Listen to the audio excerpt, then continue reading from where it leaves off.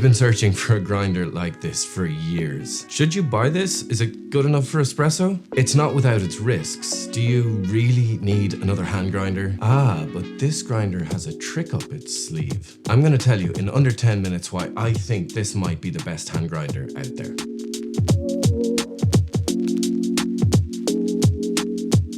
What is better than a really good hand grinder?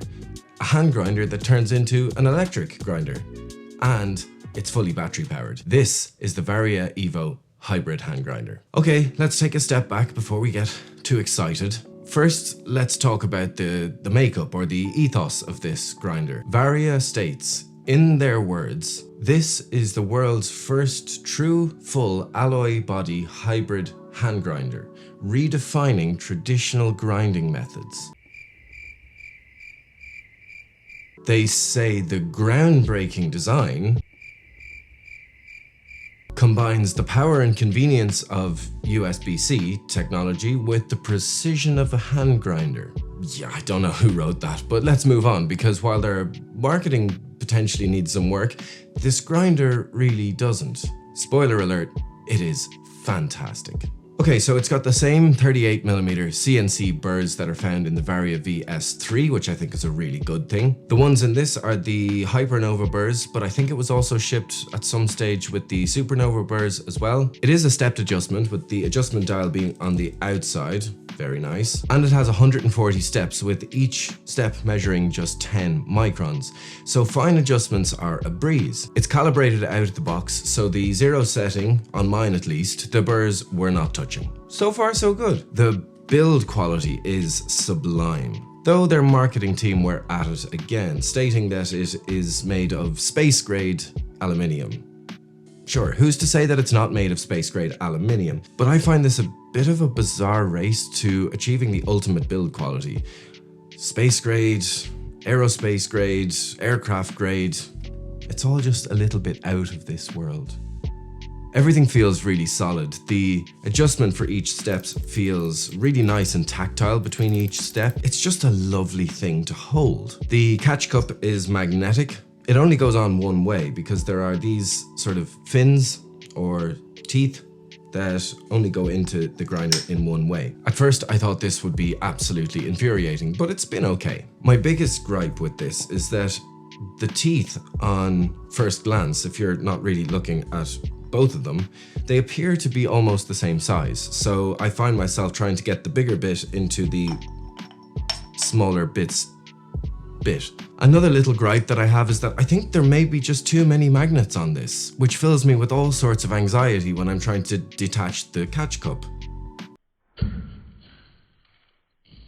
In reality, if you just rest it on something solid and hold on to the catch cup and lift up, you're gonna have absolutely no issues at all. And the catch cup fits perfectly into a 58mm portafilter. So if you're part of the 58 family, this is just another reason to love this grinder. The handle is all made from aluminium too, and it feels really solid. No plastic pieces here at all.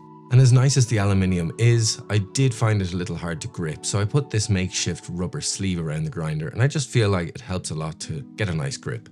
So what about the grind quality? I have been impressed. Now, I don't have big fancy pants grinders or that many hand grinders to compare it to, but what I can say is, of the grinders that I have, this is by far and away the most consistent. I can do back-to-back shots for espresso, for filter, and get the same results every time. So it really does take away the variable of a bad grind. As a hand grinder, it's great, and it's fast too. I was able to consistently grind 18 grams of coffee, medium roast, for the Flair 58 in about 35 seconds. And we all know that the Flair 58, you have to grind quite a bit finer. So 35 seconds is completely okay with me. For reference, the same grind size and same dose on the Normcore V3 up there took me about 90 seconds and caused me to have 6 heart attacks in the process. Now, you can get this grinder just as a hand grinder without the battery bit, which we'll come to. And comparing it to something like the Normcore V3 or the Time More C3, which it's in the same price bracket, this blows them out of the water. But it's not the end. I said it had a trick up its sleeve. The party piece of this grinder is that it is a hybrid, which means that you can use it with the hand crank or you can use it with this electric motor. It's an 80 RPM brushed motor And yeah, 80 RPM is quite slow.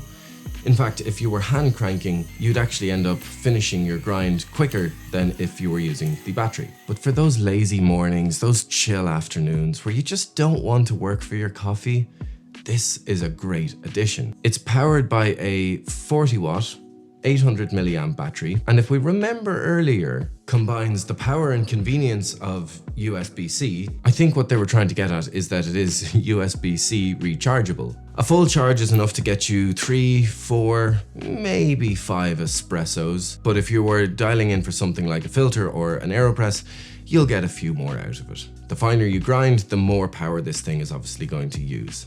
So let's put the battery part on and show you how that looks. We can take off our hand crank and we simply place it on the top, find our threads and screw it into place. And that's it. I've been really impressed with this thing on medium roast coffees. I tried a medium light roast while I was away on a trip recently.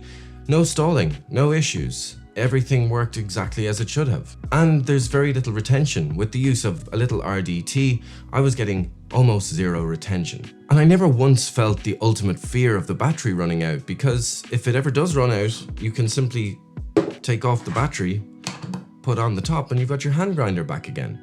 What else can I tell you? Oh, this has an auto stop feature, so if you do put your beans in and let it run, it will stop automatically when it detects that there's no beans in there. So you can just sort of carry on doing your other puck prep while this is doing its job. And another thing is that this is really, really quiet. I guess that's to be expected with such a low RPM motor, but it really does make the difference in the mornings when you're trying to sneak around and make a coffee before everyone else wakes up. It also comes with this snazzy shockproof case, which for anyone going on trips with it is a great addition. And for any of you looking to travel with it, this actually fits perfectly into the case of the Outen Nano, along with the Outen Nano itself, a very small RDT bottle and the subminimal Flick WDT. If you want to watch a video of me making an espresso on the beach with this setup, check the link up here. Downsides?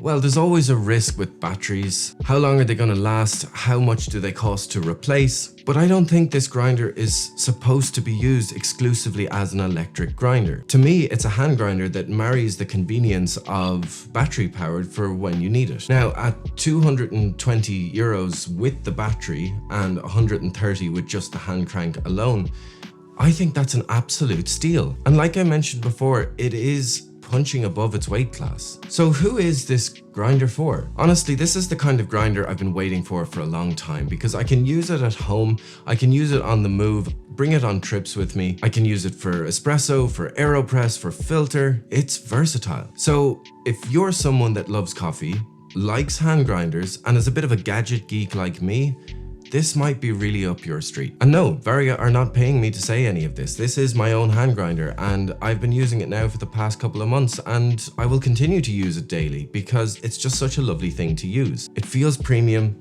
it makes great coffee, simple as. Do you have one of these? Are you thinking of getting one of these? Drop a comment down below. I'd like to hear from you. I try to respond to all the comments, whether they're good or bad.